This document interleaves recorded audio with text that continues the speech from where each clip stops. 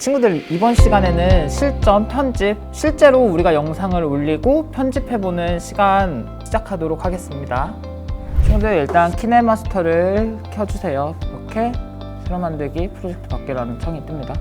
우리는 이제 영상을 만들 거니까 새로 만들기를 클릭하겠습니다.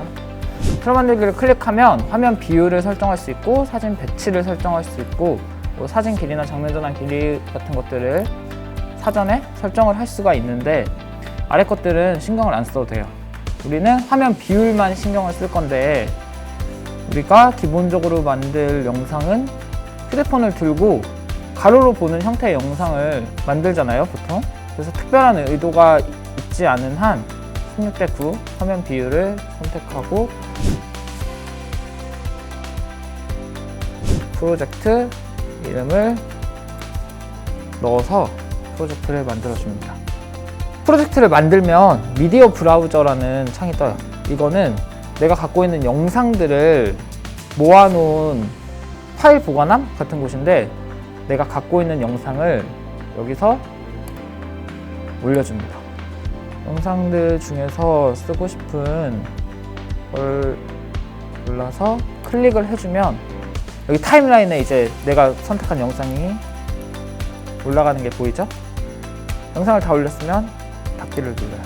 이 아랫부분을 타임라인이라고 하는데 아랫부분에 내가 올린 영상이 뜨고 왼쪽 윗부분에 이 빨간색이 기준선이에요. 이 빨간색을 기준선으로 재생되는 화면이 이 왼쪽 위에 뜨는 걸 볼 수가 있죠.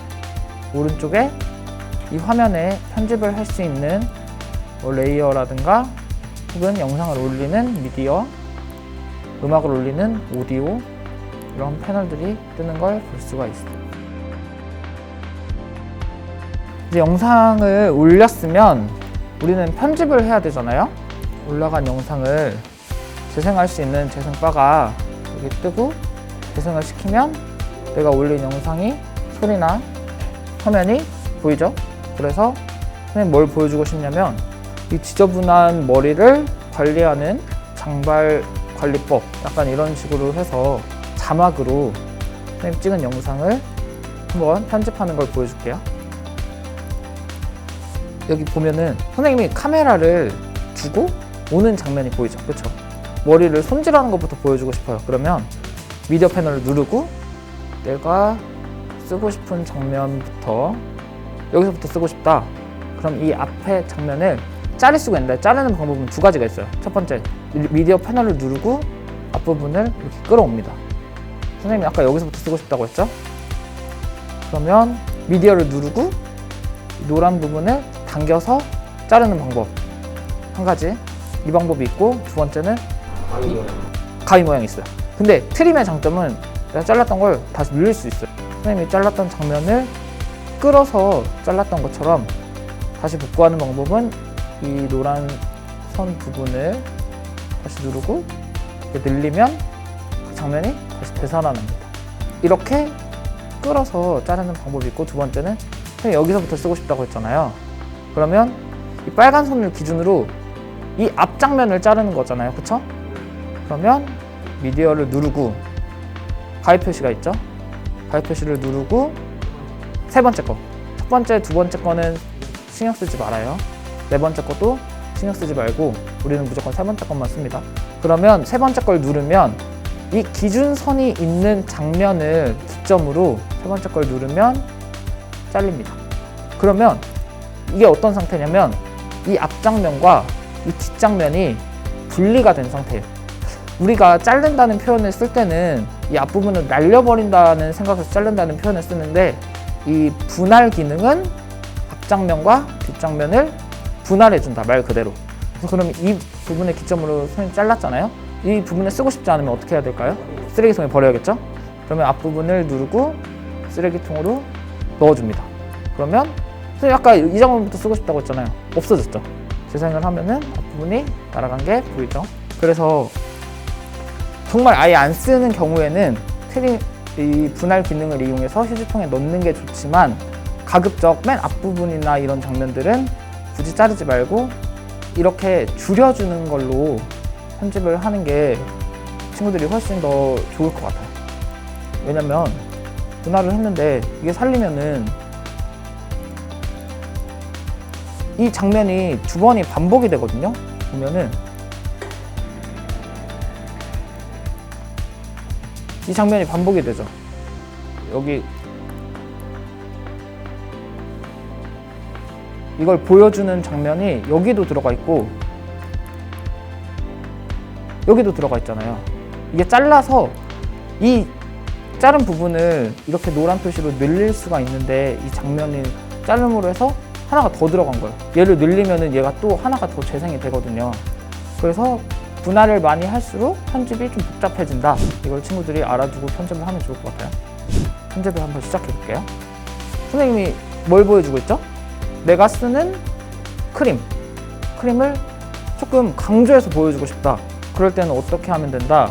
여기서 캡처 기능, 캡처 후 저장 기능이 있단 말이에요. 그래서 이 장면을 캡처, 저장이 됐어요. 이 저장된 화면이 미디어에 들어가서 시네마스터 캡처에 들어있다.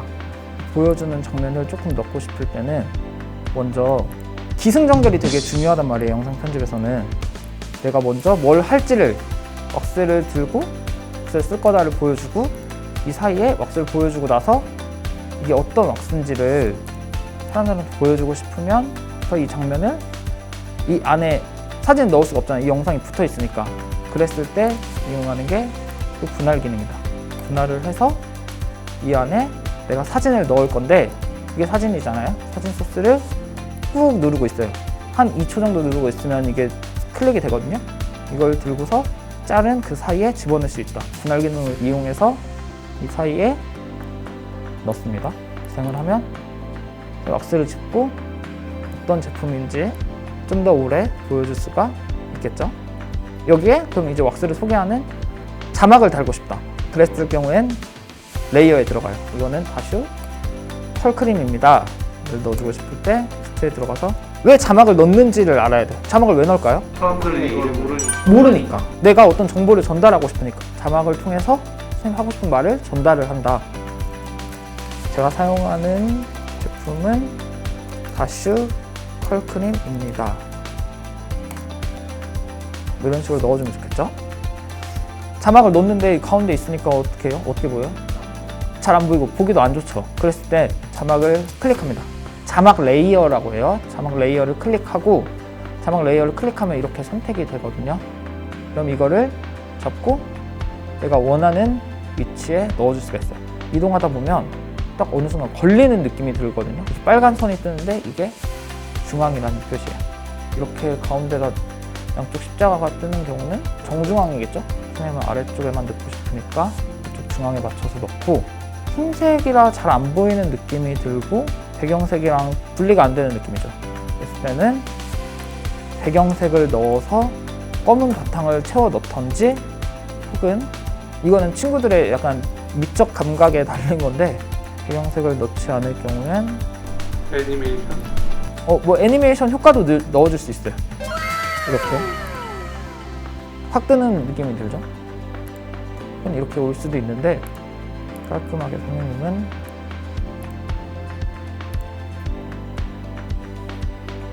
그림자를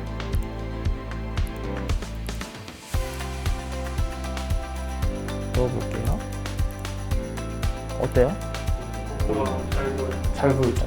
자막은 친구들이 어울리는 자막 폰트나 효과를 이용해서 넣어주면 좋을 것 같아요. 자막이 좀 긴 느낌이 들 때는 자막도 줄여줄 수 있어요.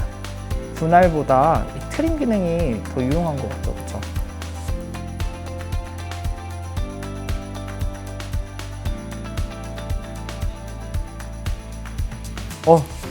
손에 문지르는 게 너무 긴 것 같아요. 어떡할까요? 또 잘라요. 자르는 게 좋겠죠?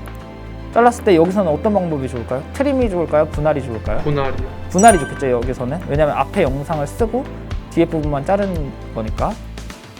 자를 때는 어색하지 않으면 어색하지 않을 만큼 이 기준선에 맞춰서 가위 표시를 눌러서 프레이드에서 분할을 누르고 오래 바른 여기 정도 장면까지 잘라서 이 부분만 버리겠습니다. 클릭이 잘 안 돼요. 이게 스마트폰으로 작업을 할 때는 손가락을 이용해서 확대를 해줄 수가 있어요. 두 손가락을 이용해서 이렇게 확대를 해주면 작은 공간이 확대가 돼서 좀 더 편집하기가 쉬운데, 컴퓨터는 마우스를 이용하다 보니까 확대가 쉽지가 않아요. 조금 더 여유 있게 여기서 잘라줄게요. 잘라서 휴지통에 버려줍니다. 됐죠? 불필요한 부분이 삭제된 느낌이 확실히 들죠? 영상이 좀 심심한 느낌이 들죠? 어떤 내용을 넣으면 좋을까요? 머리. 스타일의 머리. 네. 어떤 스타일의 머리를 할 건지, 혹은 자막으로 저는 처음에 앞머리를 약간 띄워줍니다. 이렇게 자막을 써 넣으면 되는데, 영색을 넣을게요. 앞머리 띄우는 장면이 여기까지니까 여기까지만 자막이 있으면 되겠죠? 그리고 옆머리를 귀 뒤로 넘겨줍니다. 근데 우리가 자막이 여기 이렇게 들어갔다가 그 다음 또 자막을 레이어를 넣어서 텍스트를 넣어서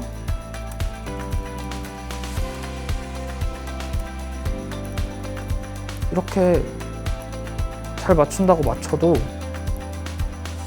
붙여놓으면은 중복되는 부분이 있어가지고 지금 이게 분리가 되는 거거든요. 약간은 이렇게 띄우면 레이어가 합쳐지거든요. 봐봐요. 비슷한 것 같지만 약간 위치가 다르죠. 그랬을 때 어떻게 하면 되냐, 매번 자막을 넣을 때마다 레이어를 이렇게 만들지 말고 얘를 삭제하고 이 레이어를 좀 길게 늘려줘요. 하고 여기서는 자막을 선택하고 분할, 플레이 헤드에서 분할을 넣고 여기에는 제가 쓰고 싶은 다른 내용을 넣으면 같은 위치에서 같은 형식으로 자막이 그대로 들어가겠죠. 자막을 클릭하고 나서 안에 내용을 바꾸고 싶다 할 때는 키보드 모양 있죠. 키보드 모양을 클릭하고 또 옆머리를 내용을 바꾸면 됩니다. 그러면 같은 위치에 들어가 있죠. 중앙도 맞춰져 있고. 자막은 그 상황에 맞는 내용을 넣어주면 됩니다.